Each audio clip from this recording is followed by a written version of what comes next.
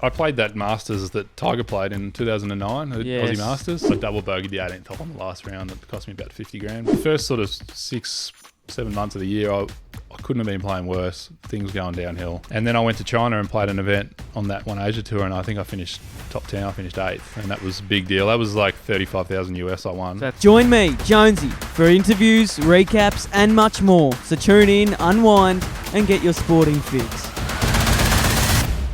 Steve Jones, thank you for jumping on, mate. I'm very excited to have a chat with you. No relation to Joneses at the table today, but your story, mate, I was researching a bit beforehand, and it's so unique and so, I believe, quite inspiring, because it's not often where you get athletes that, you know, achieve quite high standards in sport and then leave and then come back, and you're one of them. So very excited to unpack this. Steve Jones, thanks for jumping on, mate. Thanks, Jonesy. Thank Good you. to Well, be here. yeah, I want to start, I want to go through your whole story as a young kid and then to where you are now, because there's a lot to unpack. You're a man that's gone through a lot of different events, and I'm excited to unpack that. So before golf, what was life like when you were growing up?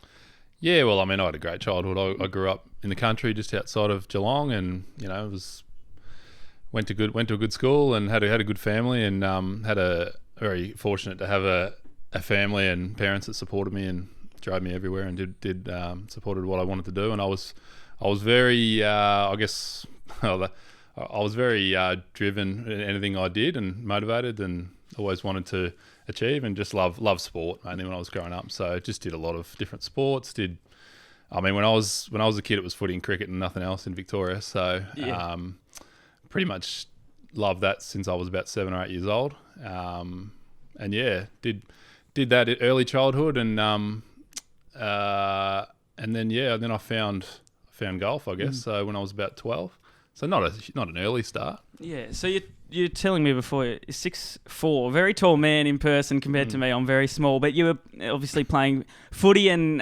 cricket. Were you full forward back in your day? I was small when I was. Oh, you were small as a young boy. I was tiny. Yeah. So I probably had a big growth spurt when I was about 16 in grade 11. Yeah. Sort of grade 10, 11. So I grew about a foot in that year, and got to nearly the height I am now. But I wasn't big or anything. I developed that as I got, after school, which we can touch on, I'm sure, a bit later. Yeah, but I was pretty small, but I was, and then that was just, I don't know, didn't really think about it when I was younger. You just did whatever you could. So, but I was always pretty athletic. Decent at athletics and like footy and cricket and that when I was in primary school. So, what were you in cricket? Were you bowler, batter? I was an all-rounder. I don't know. It sort of changed with the I used to love Mark Waugh, so I rated myself as a batter. But I like it. Then I loved like Curtly Ambrose and those sort of guys. So I think I was a bit of an all-rounder, but and a little bit in athletics as well. Just in like primary school. I just loved competing with things. Looking back, like I didn't think about it then, but I just loved the competitive side of it. And so sport's been in your life, pretty much your whole time. Yeah, I love it. So when you did first get into golf, how old were you, and like what did draw you to the game of golf? So I was 12. I was playing a lot of footy and cricket, and other sports at school, and then just had a mate who said, let's go down to Queen's Park Golf Club. I went to Geelong College, so that wasn't far down the road. She said, let's go down. I think his dad was taking him down there to hit some balls and have a hit, and I said, yeah, I'll come and try it. And then just got hooked, just loved it. And I think looking back on it, part of it was when I was playing the team sports when I was a kid, I was pretty selfish sort of a kid and wanted the ball to myself. Yeah. So I distinctly remember a game of like under 12s or 13s or whatever where I was, the ball was down the other end and I couldn't impact it, and that really... And that part of team sport, that I just didn't like it. I just wanted to be in control. And when I played golf, it's all on you. Yeah. So, and that really drew me to the game, having that it's what you do affects the outcome 100%. So yeah, no, that's good. And then you are known for your big hitting, and were you a natural big hitter as a young kid? Or did you I think I was pretty as I grew, I got very flexible, and when I was in those formative sort of years, I did a lot of stretching, and I had a conditioning coach who worked at the VIS. the Victorian Institute of Sport, and he gave me a lot of flexibility stuff as I was, and I think just naturally I had the sort of long torso, and I had a lot of flexibility in my back, so it just created a biological sort of system that could create a lot of speed. So I think as I got taller and more flexible, I was just super mobile, and that helped me create the speed. So yeah. So that first experience of golf at Queen's Park, did you go well?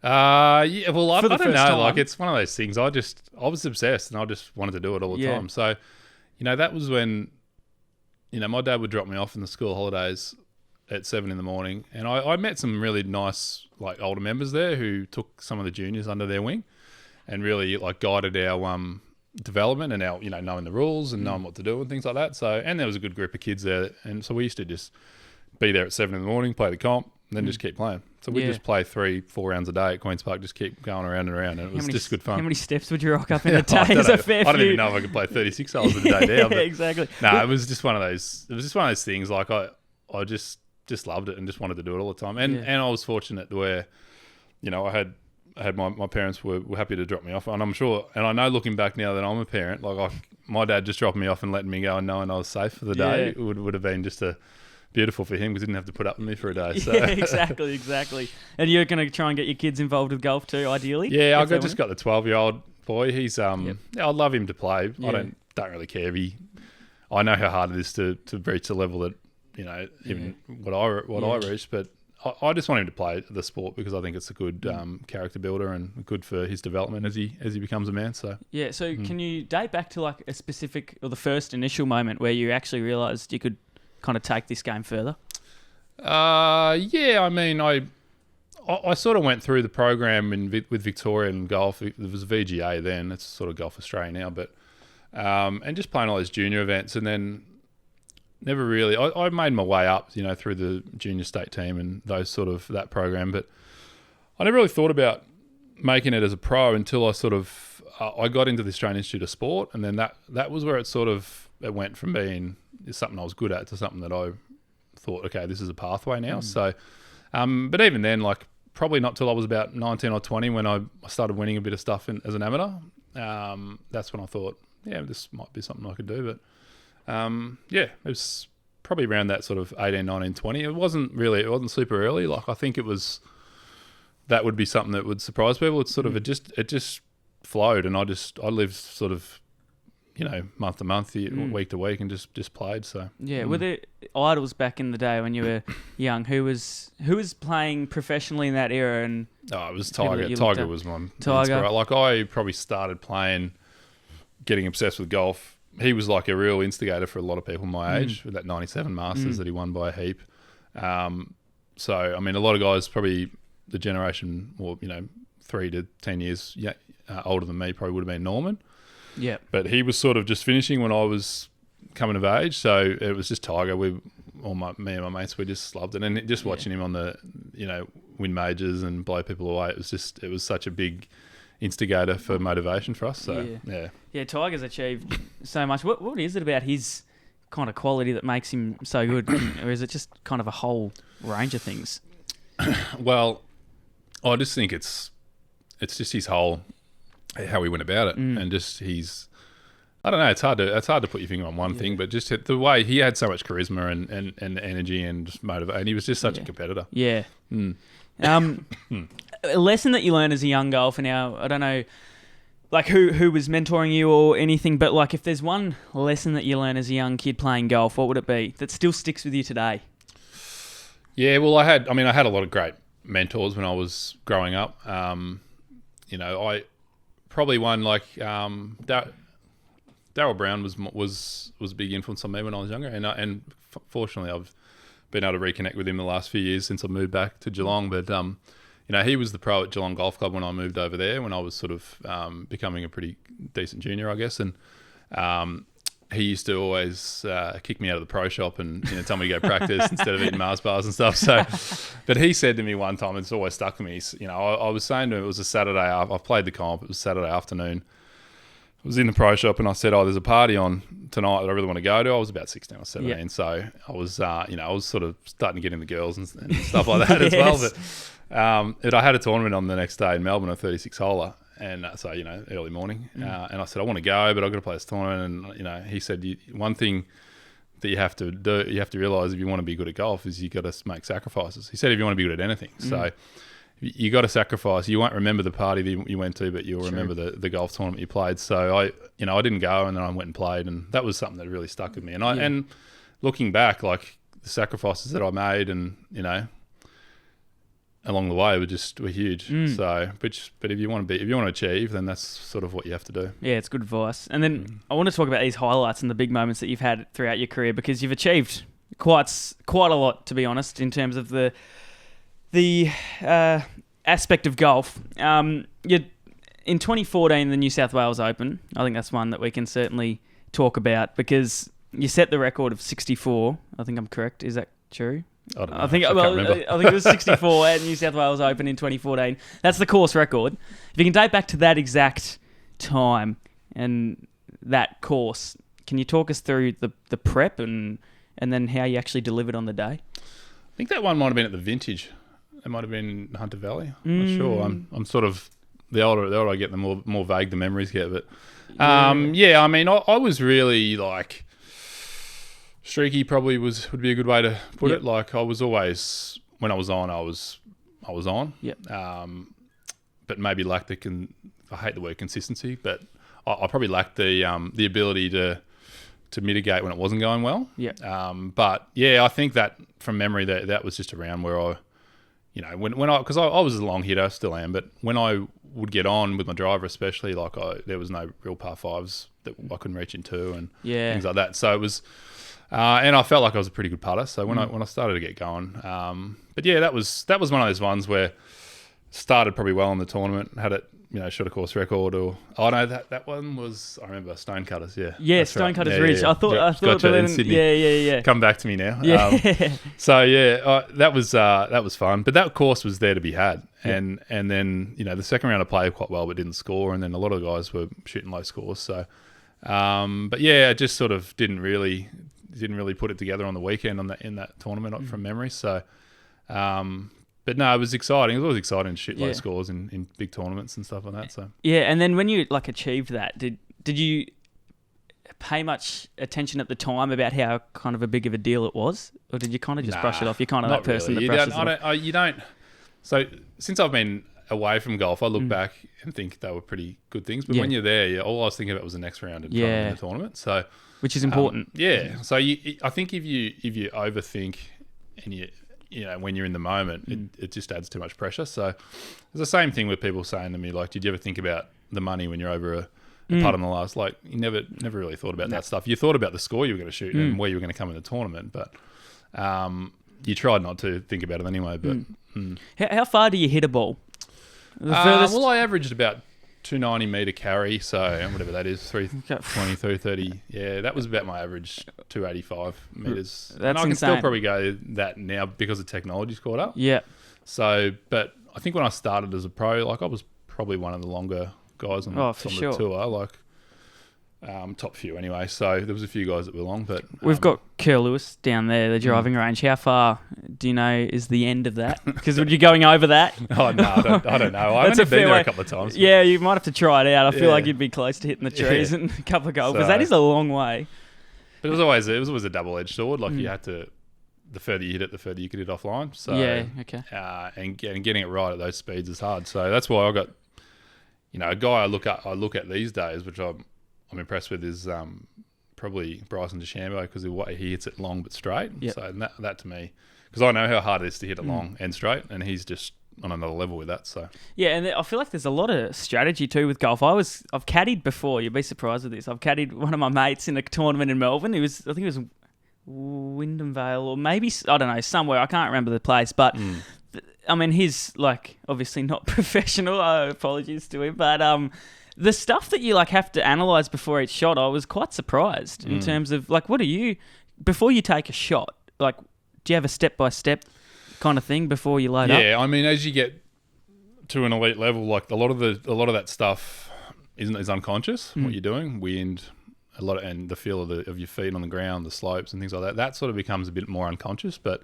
if you were to break it down, like the amount of elements that you go into preparing for a shot, most amateurs will be blown away. Like I've done some playing lessons since I stopped playing on tour, and I for good players, like good club golfers, and I go through what process that I would think about, and they were shocked sometimes. So, but mainly it'd be like, distance, where's the wind coming from, where's the flag on the green, that's a big element. Where's the trouble? Where's the safe spot? How am I feeling today? How far am I hitting it today? Am I hitting my 9-iron distance I normally do, or am I hitting it a couple of meters more, a couple of meters less? So it's all those fine little margins that you need to get right to make sure you're hitting the right shot. So, and also, how does that occur in terms of, because sometimes you're hitting it further on a day compared to others? How does that occur? Is that just... Well, that's just, that can be weather. And weather. Today in Geelong's, 29 degrees. Yesterday was 16. Yep. So, if I was playing yesterday, the ball's going to be going a bit shorter. Yep. And the air's probably a bit warmer, so you might get a little bit more carry. But it's not, it might only be a couple of meters, but when the flag's 3 meters on and you need to carry it, exactly that far to not be in the front trap or something, then it makes a big difference. So they're the sort of little nuances that good players, especially tour players, compared to like a scratch golfer would take into account. Yeah, and then in 2016 New Zealand Open, were you leading around in New Zealand? Yeah, that was a big one because I'd been out of golf for a year and a bit. Yep. Due to some personal stuff that we might touch on later, but so I'd come back, and I was playing quite well, and I got over there, and the New Zealand Open was one of my favourite events. It's in Queenstown. It's just a beautiful place, and I always loved the people over there and loved the tournament. And I really liked that course. It was at the Hills, and I'd had some good results there without, breaking down the walls. But I think I shot 6 under in the first round, and that was like, I hadn't really had a really good round in the tournament for a long time. And that's a pretty hard course too. So that was a good moment, and I think I was leading at one point, but someone might have had something better. But doing the interviews after with the TV and the press and all that in the press room, it's a big deal. Cool. It is a big deal, especially after I'd sort of hadn't really played a big tournament for a while, and it's good. Where else have you played overseas, or is New Zealand the main one? Like, is overseas golf? Do you treat it differently, or is it? Yeah. Like, I played a lot in Asia because there was that one Asia tour that started up, which was a series of $1 million US events, which was separate from the Asian tour. So that started up in about 2011 or 10 or something. Went for a few years. I played a lot in Korea and China and Southeast Asia. And then I had a bit of time in the US playing some mini tour stuff, and then played a couple of Euro events in Europe, which we can touch on. But sort of just got around wherever I could play. Yeah, can we talk about the Europons? Yeah. Yeah, you've just come back from there. Were you playing golf there, though? No, I was on a holiday there now. Yeah, all the golf that you played in Europe? I played. I did some mini tour stuff in the UK when I started playing about 2005. My brother lived there, and she was my girlfriend at the time. My wife was over there, so I went over and did a bit of that. But that was just pay for play stuff. But I was fortunate to get into the Dunhill Links, which is actually on this week, the Alfred Dunhill Links Championship, which is a great event. So there was a pathway to get into that through the Australian Tour. So I finished high up on the Order of Merit a couple of years, I think 2011 and 13, and got to play that tournament, which was a bit of a buzz. So that was St Andrews, Carnoustie and Kingsbarns, a tournament. And you play with an amateur. It's just it's great experience. It was a $5 million event. It was a huge event. Yeah, that is a lot. So that was unreal, being able to play St Andrews, the old course, in a tournament, with crowds and stuff. So that was a bit of a buzz. Out of all the courses that you've played at, how many do you reckon, if you could put it how many have you played at? Geez. Rough estimate. Yeah, that's a good point. I don't know, maybe what would it'd be over probably 500 or something. Yeah, what would be the best? What would be the most enjoyable? Like scenery, and then also enjoyment. Oh, I think the best place I've been to for golf would be St Andrews, because it's the town and it's the home of golf. And I was never one to be what's the word? Nostalgic about the history and stuff like that. I was always just me and just going towards what I wanted, but when I got there, I was humbled because you just got the feeling. It was just, I don't know, it's hard to explain as a golfer, but that was brilliant. And that course is so unique because it's all sort of all out and all back, and all the troubles on the right, and it's really, really strange course. So I love that. But I was lucky enough to be a member at Kingston Heath, and I love that as a golf course. Just as a the Sandbelt in general is just fantastic. So, but that Kingston Heath is probably one of my favourite courses. Can you share your least favourite, or is that a bit harsh? I think I'll stay away from that. Yeah, there was a few courses that I just never played well at. Yeah. Which I didn't like for that reason, but that's probably not their fault. Yeah, no, exactly. No, but that's good. You've been to so many. You've been in situations where you've been, obviously leading rounds and doing really well, and you've got that pressure, I guess, on you. How do you handle pressure? Because there's athletes around the world that obviously handle it really, or a lot better than others. And how do you handle pressure? Because it's a very individual thing. Yeah, well, I had a team when I was playing, and one of the guys was a good friend of mine, Jamie Glazier. He was he's a mental coach, and we would speak daily about those sort of challenges, but mainly through routines like pre-shot routines and post-shot routines and things like that. So just being able to control your emotions and your mindset, because I mean, when you get to a certain level, that what happens between your ears is probably the determining factor in a lot of ways. I mean, you work on your swing and technique and short game, and there's so many elements, but that mental side of it is probably the one. And I used to work on it. I mean, people would say like, how much did you practice and things like that, but I mean, as a elite, tour player, anyone who's done anything to that level, it's just your whole life. So I used to do meditation, used to do all sorts of stuff to try and grow that and deal with the pressure. So, but I mean, it's hard. That's why you see people win tournaments and they cry, because it's so hard to do, Yep.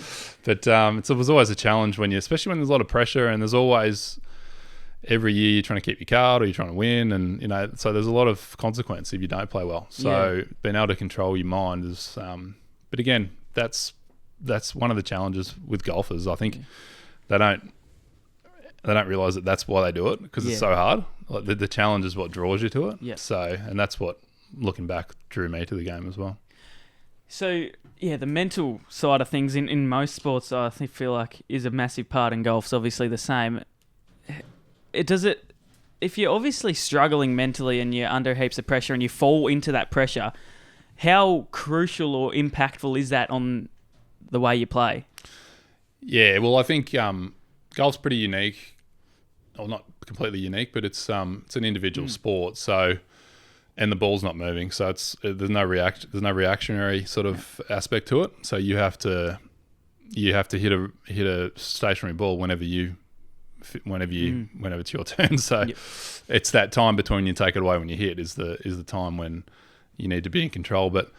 And also there's not that element with, if you say I play for the Cats and I'm a bit down for a few weeks, but I'm still part of the team and we have a few wins. Like people can lift you up, but golf's really like when you're in between the ropes or on the course, like you've got to figure out ways to get through. So, but it's a huge factor in your performance, and you have to have, things have got to be lined up in your mind with your life as well. So people underestimate that. Like if you've got things happening off the golf course and you're trying to perform under high stress, it's just not going to happen. So, that's why you see some of the guys who are out on the tour and they're having struggles maybe with their marriage or whatever, and their golf drops. So there's no surprise. It's a very mentally impacted sport in this case. It's very isolated. You're right. It's any individual sport.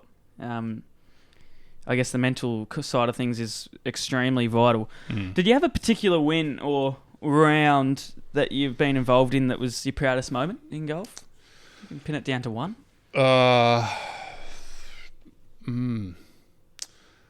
That's a tough one. I mean, I do remember a couple like that, and they're not what you would think. Like that tour school that I had to go back to in 2015 because I'd been out for a while. So that was, I think it was at Moona Links, and I was I was miles out of getting a card in the last round, and I had 7 under in the last round at the open course at Moona, and got my card like the last card. So that was kind of cool.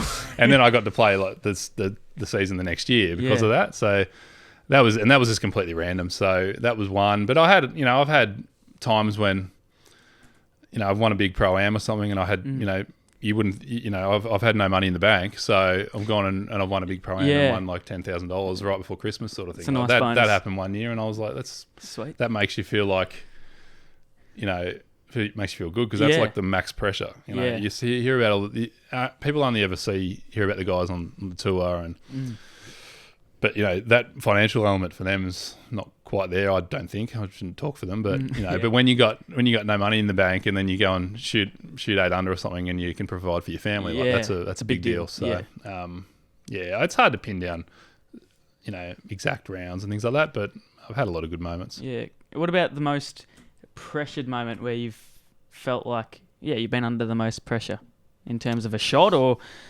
leading up to a game? Can you pin down to one of the most pressured? Yeah, I mean, I think one moment I can think of would be, you know, I was playing my first Australian Open at the Australian, and I think it was 2006 or 7, maybe 2006. And I was sort of running top 10 after 2 rounds, and I was playing, and I got paired with Stuart Appleby in the 3rd round, in about third last group of the day. And that was when he was like top 10 in the world. Yep.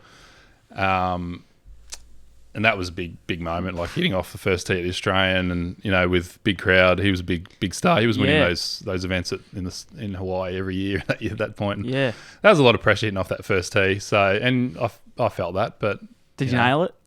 No, I hit it way right. Oh no, I think I made pass. That was all right. Yeah, that's all right. But I mean, there's just a lot of times, and I think looking back when I was younger, I think there was a lot of moments like that. But because I was young and I was so driven, and I was a bit arrogant probably, and a bit too confident of what I should have been, but it didn't affect me as much, which is what you want. Like you need to have a little bit of ignorance to make it in the game. Yeah, I mean, as I got older, you lose that a bit, but you gain maturity. So and then you took some time away from golf. For personal reasons. How tough was that decision to make? Yeah, well, it was sort of 2018. I'd been doing it. You know, I did have that year off in 2015 for personal reasons, but then that was sort of not really getting out of the game. 2018, I sort of was really struggling, and I just mentally with traveling and playing tournaments and the pressure. And I think once you start not enjoying the hard stuff with playing golf, like the pressure and the travel and that sort of stuff and going away, then I remember, you know, sitting on the end of my bed after missing the cut at the New Zealand PGA, I think it was. I was in some at one town on the North Island, I can't remember which one, but yeah, sitting there and thinking, I think I've had enough. So, but really hard decision, because when you grow up doing something full time from when you're about 14, just becomes who you are. It's part of your identity, and it's how everyone knows you. So family, you know, you're the golfer and that sort of stuff. So being able to sit down and say, okay, I've got to pivot and maybe do something else for a while, quite a hard decision. A lot of guys can't make the decision because it's too tough. But I think I had enough belief in myself that I could succeed at something else. And a lot of that was driven out of necessity as well, to have be responsible for my family and make sure I did the right thing by them. So I made the decision 2018 to just sort of get out of doing the golf thing and get into sort of normality. So and were there days where you questioned whether you'd get back to golf? No, not really. Like, it was funny because I stopped playing, and I went to work for Mercedes-Benz, actually. So I started selling cars for a bit, which was I loved. It was great. That's good. But I never, and people said to me like, did you have you retired? And I sort of thought that was weird, because I never felt like I'd retired. I was only 34, 35, so I just felt like I was stepping away. Golf's one of those sports where you can come in and out of it, because it doesn't have the physical side of it as much. Like, you know, like an AFL player's got a window. Like once you get to a certain age, you just can't play at that level anymore. But golf, I felt like I thought about it. I thought if I keep my body right and I keep and I was playing still, like casually and things like that. Once a week, once a fortnight. So I stayed in it. But yeah, I never felt like I'd retired. I always felt like I could come back. And then sort of a couple of years ago, we went out on the road in a caravan with my family, and I sort of decided to get back into golf and started playing a few pro-ams again, and so that was good. And yeah, that's good. And then can we talk about your car dealership? This is interesting. How long were you involved with that for?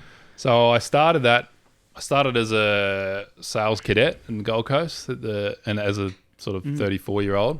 So I was old to do that role, but I was, it took a lot of soul searching and had to, it took a lot of humility to be able to take a step back from if you think about where I was and where people thought of me, like you're a pro golfer, you're sort of on the higher echelons of the golf world. Yeah. Not that I think I was, but that's just the perception. And then to go to be a car salesman and be the bottom of the car salesman, it was quite humbling. But I was always loved learning. So especially when I was growing up, and that was part of why I love golf as well, because it was constant learning. But I got in there and I loved cars as well. So I got in there and just started learning and started to learn the ropes behind the dealership and then how to sell. And I was always good at talking to people. I found a lot of the skills that I had from playing golf were able to be transferred. Being able to communicate with people, being able to level with a guy coming in wanting to buy a cheaper ute, or someone wanting to buy a high end $300,000 car. These were the people that I could talk to most people. Whereas a lot of the guys I was in there and girls with maybe battled with some of that. So that once I learned how to sell, it was good, and it was the same as golf. Like I had good mentors in there as well, which I was grateful for. So yeah, that's good. And then, what was the biggest challenge regaining that competitive form and coming back into golf? Because you were out for a bit over a year, was it? I didn't really play competitively for about 4 years. 4 years. Yeah. So, and then when I started to play again, I thought, it's this difference between playing socially and playing competitively. I was playing fine, hitting it quite well. But then when I went to play some pro-ams, like as soon as you put it under pressure, like there's a whole different element. There's a whole different level of nuance in what you need to be able to do under pressure compared to just playing with a few of your mates. So it took me a while, to be honest, and I didn't. I remember I played the Cottesloe Open, which is a 2-round pro-am in Perth, when I was sort of starting to play again. Had a decent first round, and then the second round it was a seeded draw, so it gets put in order of where you were, and I was coming up pretty high, and afternoon I was playing in the afternoon, there was people around, and then I remember that day I've never been so nervous in my life, and I played horrible. Pardon me. And I rang up a guy that I can't remember who it was. I remember a guy I was talking to about my golf at the time, and I said, well, I couldn't play. And he said, well, you haven't been under pressure for 5 years, really, proper pressure. And in your mind, that was a big event for you. And so, he said to me, pressure's a privilege, and you got to embrace it, rather than I was sort of shying away from it, because, when you're out of practice, you don't have that. So anyway, that was a good lesson. And then I just practice. We can't replace,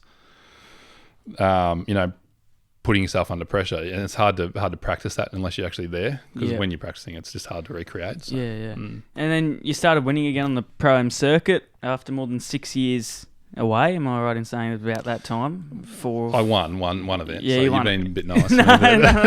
But how did that victory feel? Because that was probably one of the most satisfying days I've had on a golf course. That was at Northern Golf Club, who, Heath, the pro there's was a mate of mine when I was growing up, so it's great to catch up with him again. But that was one of those ones where I had been playing for about 18 months and having some okay results in the pro-ams, but never been able to get over the line. And that day I just played really well, and I think I shot 7 under or something, and that was one of the most satisfying wins I've had, because I never thought I would win again. Well, what a comeback. It's as I said earlier, it's not often where you get an athlete that comes back to the sport that they previously played, and then you've won. So that would be up there with one of the best. Did you? Yeah. It was probably one of the most satisfying. Yeah. It wasn't the biggest event I've won, but it was just it was just nice to prove. It wasn't about the money, or it wasn't about anything else. It was about proving to myself that I could still do it, really. So, yeah. So what aspect of your game are you most proud of, in terms of, if you look at your whole golfing, I guess, skills that you have, which is of plenty, if you can pin it down to one, what would you be most proud of? Would it be your long hitting? There's probably 2 answers to that question. Yep. One would be, looking back, I was probably pretty, I hung in there a lot over the years, and didn't give up. That's one sort of mental side of it. And, just being able to grind and keep my card and make cuts when I wasn't doing my best, that was something I got quite good at. But yeah, I mean, I was always hit it long, and that was exciting for people. Not, I was always trying to hit straight. But yeah, I think my short game was something that I look back on and think like no one would see that in me, but I always thought I had a pretty good short game, and that was, when I was a member at Kingston Heath and the guys was there, we used to just chip so much, and when I was a kid as well, that's all we did was just chip and putt in our spare time. So, but yeah, the long hitting was fun, like being able to go to courses, play with people, and then go back 5 years later and they say, I still remember that drive you hit down that hole. Exactly. I don't remember it, but they, that's cool to be able to, have that ability. Yeah. And I didn't think of it at the time, but and I sort of still am there now. Yeah. I can still hit it far, but there's more guys now that hit as far as me. So yeah.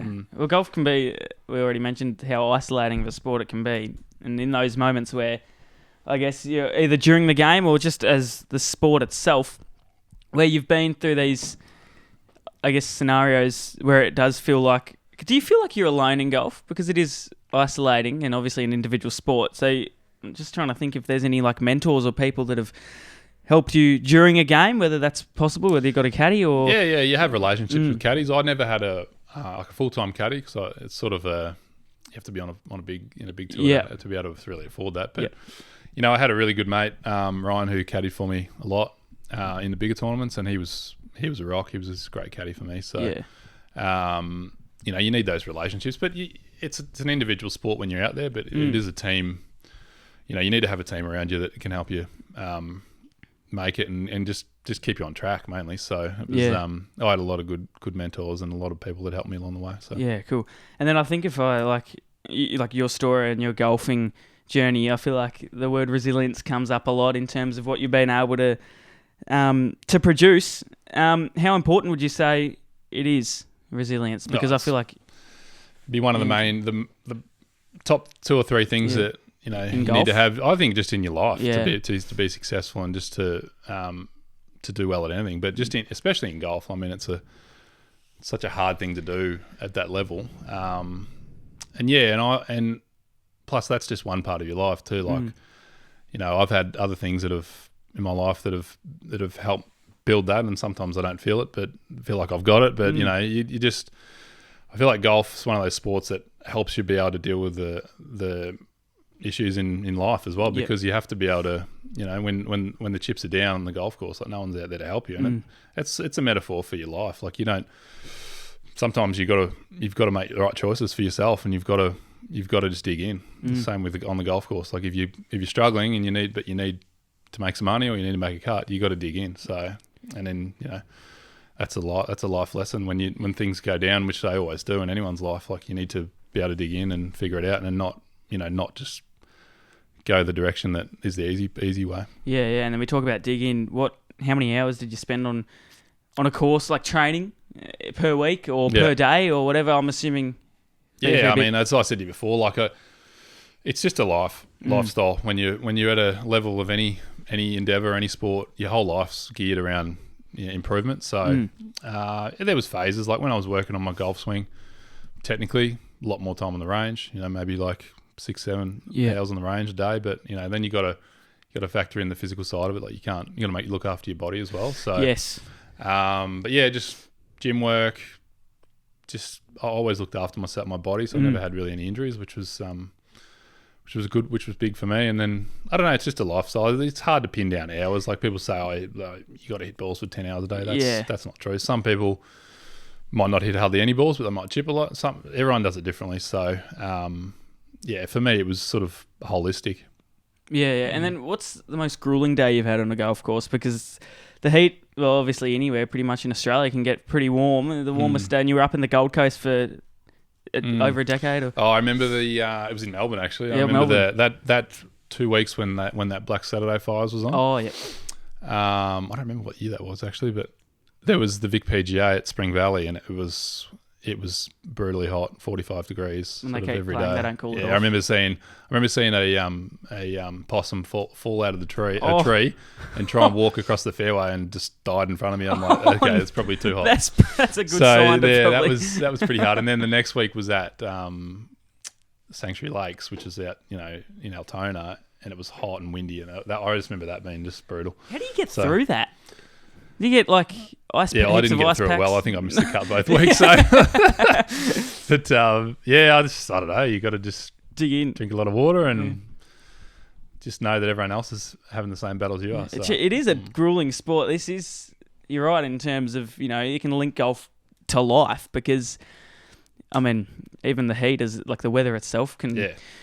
You've got to get through that, not let alone the actual form, whether someone's in or whatever. Yeah, well, I mean, it's so many variables. Like, there's no sport like it where you play on a different arena every week, and even day to day at one tournament, you might play the wind coming out of the right on the first one day, and then coming out of the left. It changes the course completely with a different wind change. But every other sport, basketball court's uniform, tennis court, football field. Well, football fields can change a bit, but it's still goals at both ends and an oval. So it is unique in that regard. Yeah. You were talking about how it's you have to revolve a lot of time into golf. What do you do during just to switch off? I guess while you're playing, or like. Sorry to that was a big part of it. Being able to, and I didn't do it well, and a lot of guys don't do it well.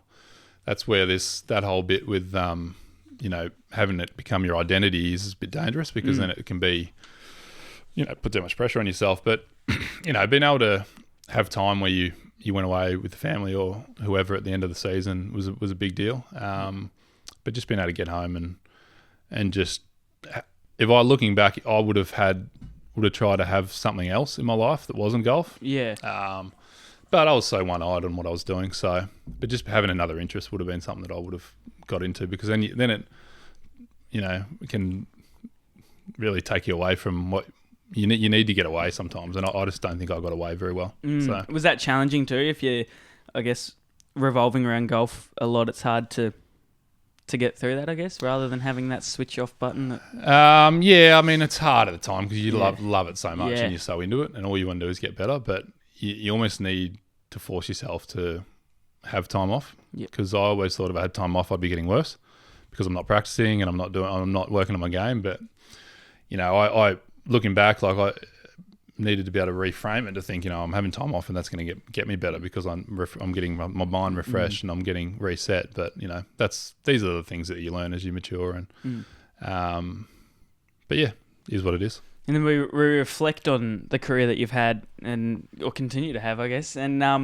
what would you say has been the biggest turning point in your career, if you can think of one? In my golf career, I'm not really sure. It's, I think I had a year in 2012 where I probably had the biggest slump of my life, but also the best year of my life in that year, all in the 1 year. So the first sort of 6-7 months of the year, I couldn't have been playing worse. Things going downhill, just bad.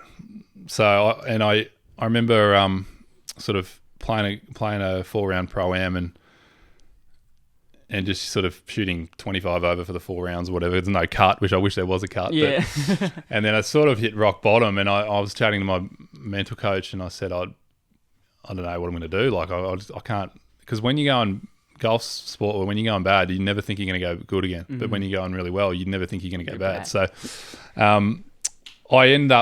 we sat down, had a coffee, and he said, we need to get a plan together to for your mental game. So we're going to do these steps. And it was just a daily improvement. So today we're going to do these things. We're going to do some affirmations. We're going to do this and that. So, and we wrote it out like a gym program sort of thing. So, and this was what I did every day. I did, 100 affirmations in the mirror. I did this. So just to build my mental, my belief structures back. And then that year was the year with the first year of the Perth International came through. That was a big deal for the Aussie Tour. So that was a European event at Lake Karrinyup, co-sanctioned. So I remember the week before I went to, I started to sort of play quite well in a few pro-ams with this mental work and practice. And I won a pro-am at Ballina, I remember. Thought that was pretty good, 7 under. That was the first good round I've shot for a while. And I was just feeling good about my game. And then I went to China and played an event on that One Asia Tour, and I think I finished top 10. I finished 8th, and that was a big deal. That was like 35,000 US I won. And I hadn't made a cent for that whole year, and I was just pumped about that. That is. What do the winners get if you finish first? The winner got 180. 180. So it was $1 million event. So that was a bit of a buzz, and then the next week was, I think the next week was the Perth International. So I flew, a lot of travel, China to Perth, and then just played really well in that event and finished. I think I finished 11th. I double bogeyed the 18th hole in the last round. It cost me about 50 grand. So still not over that. But I finished 11th in a big European Tour event, which was huge. That made me another good check. And all of a sudden, I went from having the worst year of my life to I put all these mental structures in place, and then all of a sudden I'm going really well. I'm top 10 on the money list, and then I think I finished top 20 in the Aussie Open that year as well. So ended up finishing the year really well, which was a big turning point at the time. But and then that was right around the time where being able to take your family from having, or it was my wife and I at the time, from being flat broke to being pretty financially secure in about 3 months was quite satisfying. Yeah. And that was a cool year. But that was one of those things, like sometimes you have to hit rock bottom to be able to reset and then go again. So in 2012, the first 6 months, you said obviously it was hard. Was that more form than anything in terms of? Yeah, it was just, it goes in waves, any sport. But I can only speak of golf because that's all I did. But sometimes you just don't play well. Sometimes you do. You have to wrap your head around it. You have to try and get through the hard times. And as you mature and get better, those hard times hypothetically should be less time and less severe. But that year, I don't know, I was struggling with a lot of things off the course, and then my form was down, and then you just start spiraling downhill. And you keep playing as well. As what I was saying to you, like I probably had to have a month off and just stop and reset. But there's other elements. Couldn't afford it at the time to do that, but you just keep playing and keep getting worse and worse. So but it's just, that's part of it, I guess. So then that's where golf's hard, because there's nowhere to hide. Like if you're having a bad year in playing AFL, you might get put back to the twos for a couple of weeks, get your confidence back, and then you can come back. So it's but you've got people around you to help you out. But in golf sometimes, and then when you start going bad, media, less people talk to you and stuff as well. And then But no, I never had that. My family and support team were great my whole time. But how would you want people to remember your golfing journey? Well, I think one thing that I'm sort of proud of these days is, now that I'm in sort of I'm in the business in golf, is like, I think I probably got a pretty good reputation.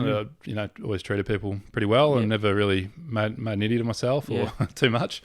I had a bit of a temper when I was younger, but that was one of those things. I never always respected the people I played with, and never made any enemies or anything like that, which I'm proud of. And I think, I don't know, I just want people to, now that I'm older, like I'm a bit more mature, I just want to get to know people and what their challenges are,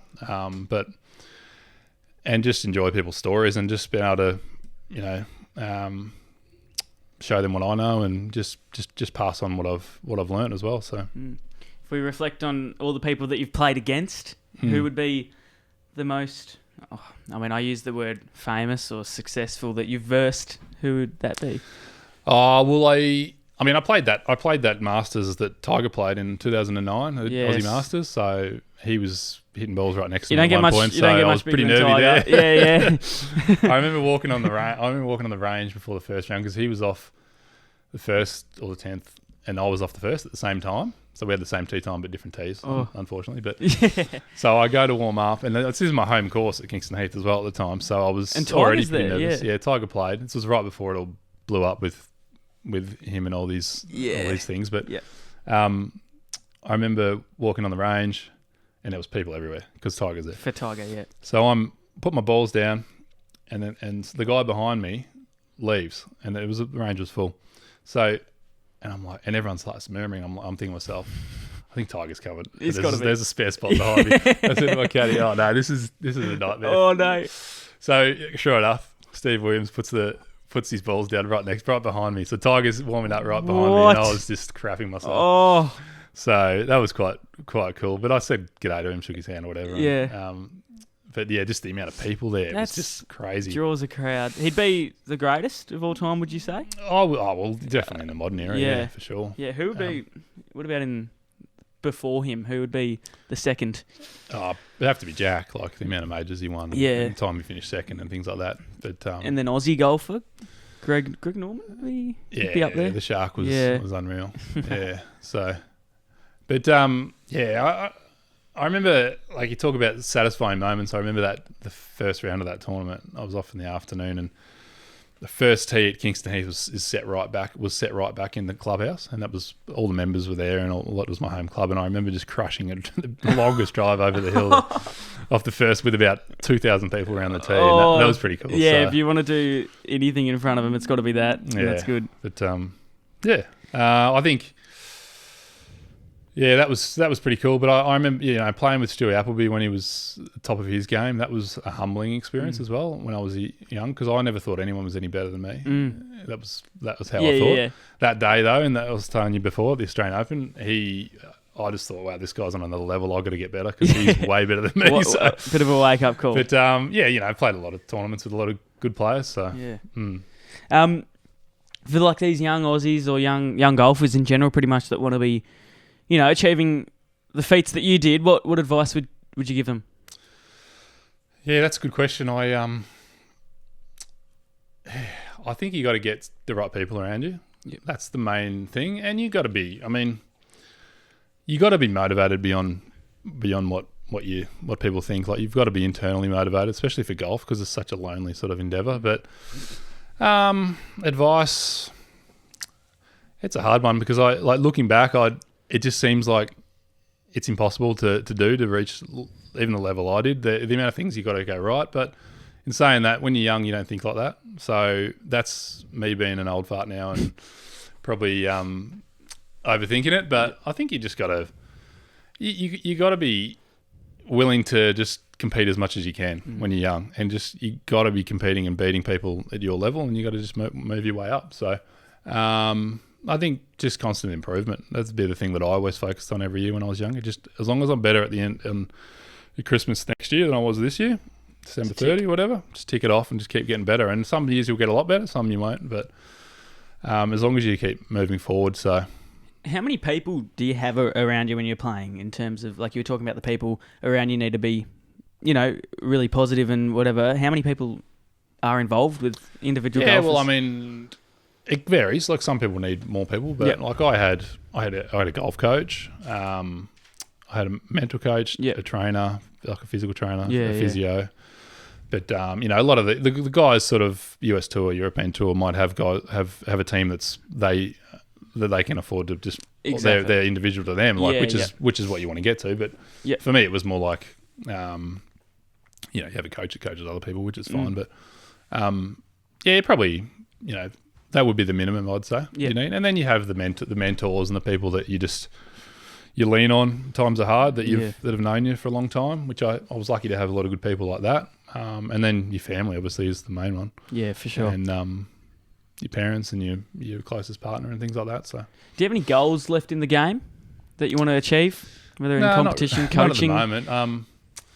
I don't know. I'm sort of just treading water a bit at the moment. I still enjoy playing, but I've got a few other things going on. So, but I'd love to win a 4-round tournament, like a sanctioned event, like an Aussie tour or whatever tour. Won a lot of pro-ams, but never got a win, and had a few seconds, but never got a win in one of those. That'd be a good thing to do if I do end up getting back. But it's hard because I know what it takes to get to that level and the sacrifice, and it's not easy. So if I was going to do that, that's a 5 to 10 year process. So I'm 41 now, so I'm not too old, but not sure. I think for me, like, being able to help younger guys and pass on stuff, even if it's just small things, even if it's just going and playing in an event and playing with a couple of young guys. And, I had one last year where I can't remember who it was, but he asked me, like, what do you think I should do? And for me, that's satisfying to have someone ask me what I think, because I try not to give to people that give too much advice. Don't Yeah. have anything good to say. Yeah. So for someone like that to ask me, and then I'll just give them an honest answer, and being able to pass on some of the lessons I've learnt Yeah. is pretty satisfying as well. So If you could have a dream round of golf with 3 different people from any golfing era or whatever, who would you choose? ooh, geez, you got all the hard hitting questions. I definitely want to have a game with Tiger. Yes. Just pick his brain about a few things. Yeah. But I think Seve Ballesteros would be another one that Yes. I'd love because he was a bit of a trailblazer and just a legend. That's a tough question. Yeah, don't know. Number 4, number 3. Should we go back? I'd like to meet Bryson DeChambeau one day. Hopefully, I will get to. Yeah. And have a game with him because I just think he thinks differently, and he just seems like a nice guy, and I just think he's going about it the right way. So I've got a lot of respect for him. I don't really know him, but from what I see publicly, Yeah. I think his game's unreal. So Oh, love it. And then obviously we could tend to finish off episodes with a hot seat question from, obviously I mentioned 10 different people. I'm just going to list these off fairly quick and you're just going to answer them. What's the most embarrassing moment you've had on or off the course? Probably. I think when you're on the first tee and you hit like your first 2 tee shots of a tournament out of bounds, and then you're trying to figure out what you're going to do with the third one. Yes. In front of people, that's a tough one. But I don't know. I never really. Yeah. Probably shooting a really bad score in a tournament. You know everyone's not relying on you, but people are watching, and you don't want to let the people down that are supporting you. Yeah. So. Have you had a near-death experience that changed the way you see things? Not me personally, but the person that I love the most has and continues to fight a bit. So that's changed me quite a lot over the years. That's made me think more about other people's battles and know that everyone's got a battle, and that's matured me quite a bit over the years. So, yeah. Yeah. If you could trade lives with any athlete in the world for one day, who would it be? Do I have to do that? One day. Any athlete in the world. Jeez. There's a lot to pick from. Yeah. Right now, probably. Who's the guy who won the Norm Smith? He'd be having a good time. Oh yeah, at the Will moment. Ashcroft. Yeah. He would be, wouldn't he? He's a jet. Strangest superstition you've seen another golfer do, or do you have any yourself? Oh, everyone does, mate. Yeah. If you're golfers are renowned for it. Yeah. So, Strangest one. Yeah, I think I got to a point at one point where I could only use number 4 golf balls. Oh. Because I got a superstition about number 3s, couldn't use those, and then I got 1s, 2s, and then 4. I was saying to my mental coach, "What's going?" He's like, "You've got to get over this, otherwise there's going to be no numbers left." Because that was back in the day where you could only get 1 to 4. Yes. So no, I ended up getting past that. So, but there's a lot of those sort of things, I like wear it. certain types of undies, and you hear about it footy players, but golfers are the worst. Yeah, it's interesting. It's good. A completely bizarre travel story that you've had that makes you laugh. Oh, there were so many of those, but I remember I played the Japanese Q school one year, and it was in Osaka, and so it's a long way from Tokyo. My flight home was from Tokyo, and I finished the Friday at about midday, and my flight wasn't until the next night. But I said I'm going to get home tonight, and I could change my flight at the time because I was really high up in one of the airline rewards programs. So I ended up getting a bullet train to Tokyo, and then I'm running through train station. I've got a big suitcase, like a massive golf, and I remember pulling it up this escalator that was huge. I got to the flight with about 2 minutes to spare. I got home, so I was just running through the Tokyo airport, and that was crazy. But a lot of those sort of stories, just trying to get home. So, yeah. If you could eat one meal for the rest of the life, what would it be? Probably Scotch fillet steak, I'd say. Pretty good. If you had to give up golf tomorrow and start a brand new career, what would you choose? And I know you've done car sales. Yeah. You might be doing that. I love cars. Yeah. Yep. I'd probably like a test driver for a Ferrari or something. Oh, that would be nice. That would be nice. No, I like my Porsches and things like that. But it'd be something in the car game. I love cars and love love buying them too much at the moment, actually. But the weirdest fan interaction that you've ever had? You got some that just come up to you, like sometimes they ask for signatures on random places. Whether, I don't know if you've been through that or just random, but there are some weird fans out there that probably take it a bit too far. Oh, I remember I had a sponsor at 1 year and we were at the Aussie Masters. It was at Metro, and they made up this life size like thing of me, like a cardboard cutout. Of me. And I didn't know about it, and it was so weird and embarrassing. Funny. And they had this village. They used to have these villages at the tournaments. They probably still do, where they have all the manufacturers and that, and they have tents, and you can go in and buy stuff. And they had a thing for there. It was a new brand of like golf ball markers and things like that. Yep.